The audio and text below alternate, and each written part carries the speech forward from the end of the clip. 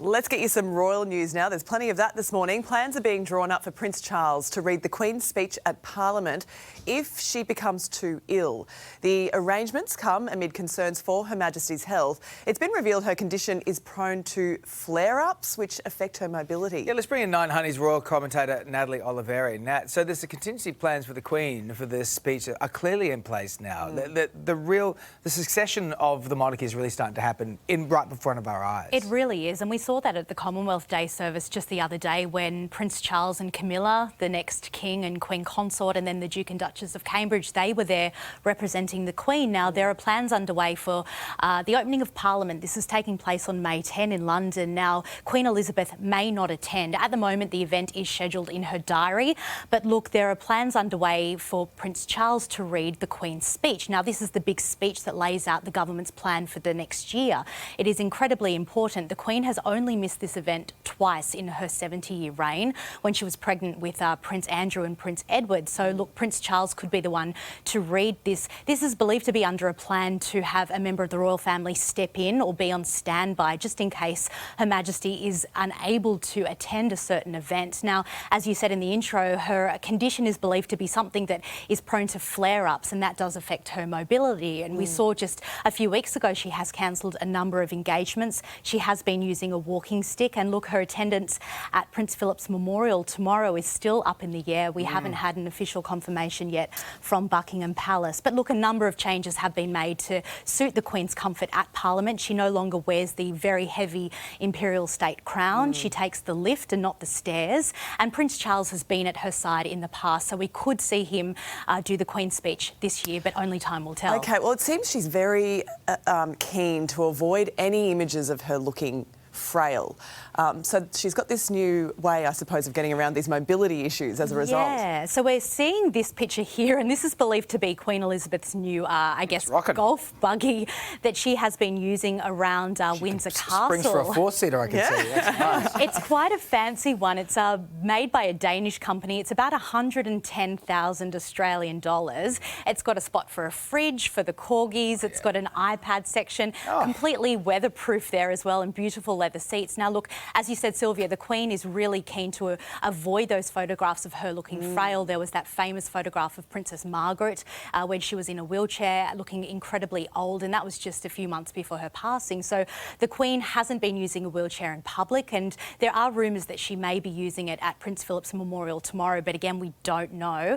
I think she's likely to be using the walking cane, as we saw her do there in October. Yeah, I think that's a real shame for the firm to think this way. That that for her to be in a wheelchair at her age somehow lessens the impact of Her Majesty, when we're seeing so much great disability advocates saying, like, it's not a big deal anymore. We can, she's 95, she's in a wheelchair, she's still the Queen in my eyes. That's right, and people are saying she's still sharp as ever. It's just that it's her mobility that's failing at this time, and there is absolutely nothing wrong with it. She's 95. She's going to be 96 next month. Absolutely. So, I mean, it's to be expected. Look, we were saying about the succession happening in front of our eyes. That has been maybe less successful in the last week, as we've seen with William and Kate.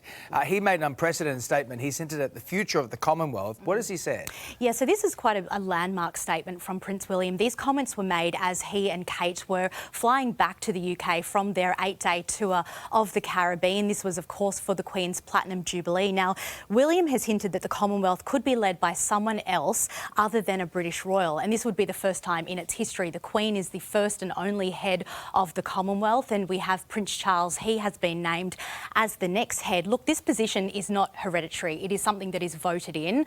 In 2018, Prince Charles was elected as the next head as per the Queen's wishes, but William says that, look, in the future it may be someone from one of these 54-member Commonwealth countries who could be leading the charge. So that is quite an unprecedented thing. Now, his words, I guess, came after a number of protests following this Caribbean tour. It was accused of being tone deaf, having colonial overtones. So not apologising for slavery. He didn't apologise. He did mention the issue, and he did say that, it was an atrocity on Britain's past, but it was in the past, and he certainly didn't apologise. And some are saying that certainly didn't go far enough. There's a definite shift happening either way. Absolutely. Nat, thank you. Thank you. Appreciate it. Turning to royal news and an unprecedented statement from Prince William, the second in line to the throne, saying he may never succeed the Queen as head of the Commonwealth. The comments coming as the Duke and Duchess of Cambridge wrapped up their problem-plagued tour of the Caribbean. For more, we're joined joined by Royal Editor of the Daily Mirror, Russell Myers in East Sussex in the UK. Russell, problem plagued, is that a good description or is that going a bit far?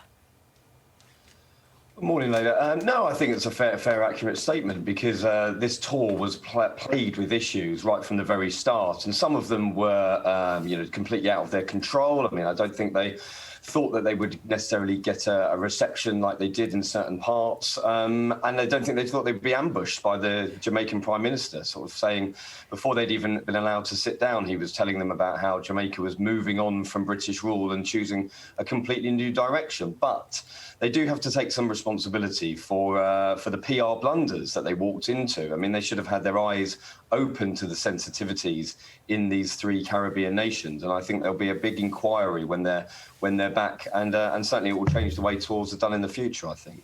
Yeah, Prince William seemed to read the room quite well. What do you make of that speech?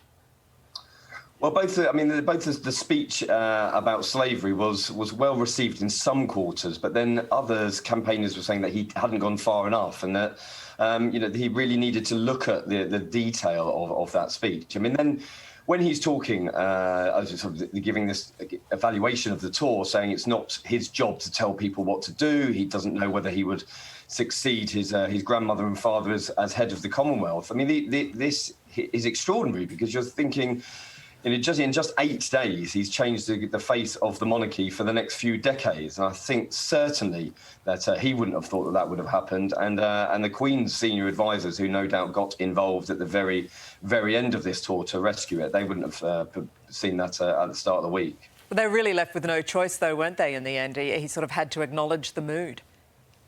Well, he did. And again, I think it was a case of careering from one PR disaster to the other. I mean, perhaps unfairly, that these were pictures of them in trench towns shaking the hands of these armed, outstretched children through the metal fence of that football field.